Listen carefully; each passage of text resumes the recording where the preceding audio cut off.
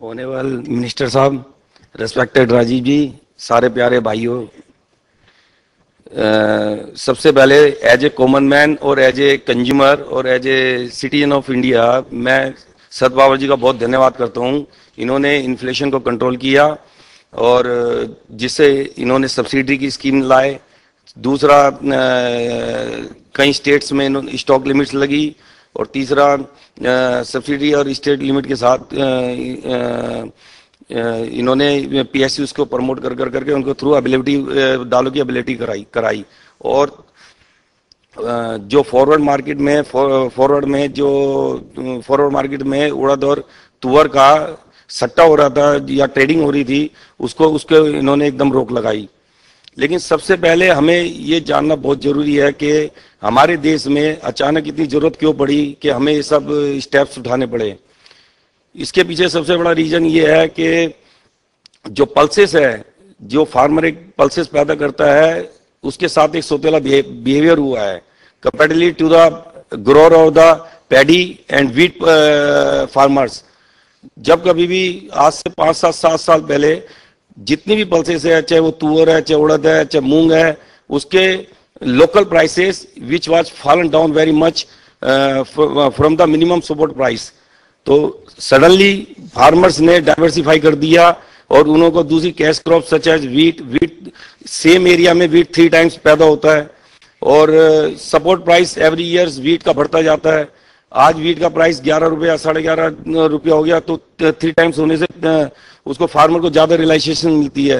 तो फार्मर ने अपना जितना भी प्रोडक्शन है अपनी उसको डाइवर्सिफाई करके अदर क्रॉप्स पे चला गया।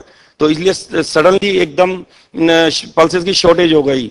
फार्म के लैंड भी बहुत महंगे हो गए हैं, जिससे फार्मरों ने वो लैंड्स भी बेच दी हैं। तो इसके बाद ये जो हमारे स्टेप्स उठे हैं, बर्मा जो कि एक बहुत छोटा सा देश है और इंडिया के बहुत क्लोज है, आज हमारे देश की पल्सेस की रिक्वायरमेंट कम से कम 80% बर्मा, चाहे वो उड़द है, चाहे मूंग है, चाहे तुअर है, अकेला एक छोटा सा कंट्री उसको अवेल करता है। इसके पीछे सबसे बड़ा कारण यह है उनको अच्छा रिलेशन मिलता है फार्मर्स को। हमारे देश की गवर्नमेंट ने जो भी मूंग उड़द तुअर खरीदा है वो मिनिमम $1000 से लेकर करके $1200 तक खरीदा है, जिसकी यहाँ अगर कॉस्टिंग की जाए तो फार्मर्स के हिसाब से वो 4800 से 5000 रुपए पर क्विंटल के करीब बैठती है। जबकि हमारे यहाँ जो सपोर्ट प्राइस था वो 16, 17, 21 रुपए, 28 रुपए था, जो कि इंटरनेशनल मार्केट से बहुत ही नीचे लेवल पे था।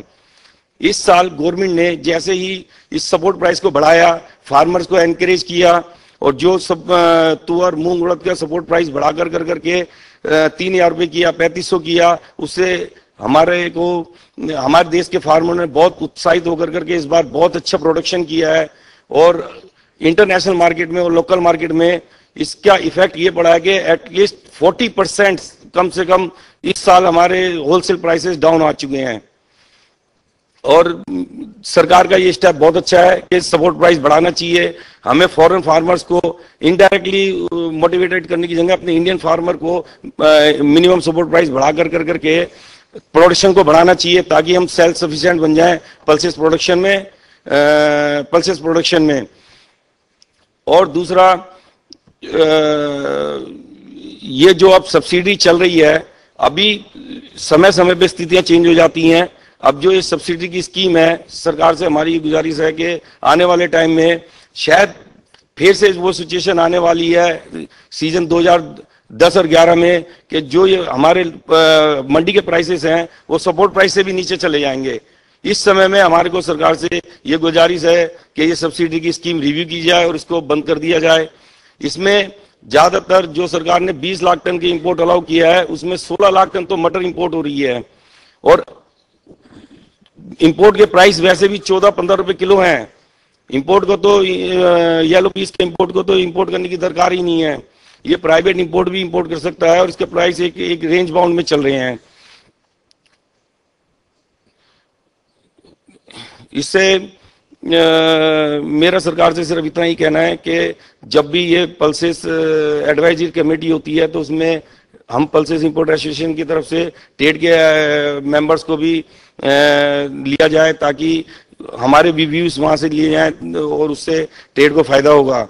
और अंत में सिर्फ मैं इतना ही कहूंगा कि सरकार से कि वो ये जो सब्सिडी की पॉलिसी है इस पे रिव्यू किया जाए और आने वाले टाइम में फार्मर को प्रोटेक्ट किया जाए और इस तरह से ही अच्छे अच्छे स्टेप उठाए जाएं कि मिनिमम सपोर्ट प्राइस बढ़ा करके और अगर मंडी में मिनिमम सपोर्ट प्राइस से नीचे भाव आता है तो फार्मर्स का ध्यान दिया जाए ताकि फार्मर को एंश्योरिटी हो कि उसको उसकी प्राइस का पूरा रेट मिले। धन्यवाद।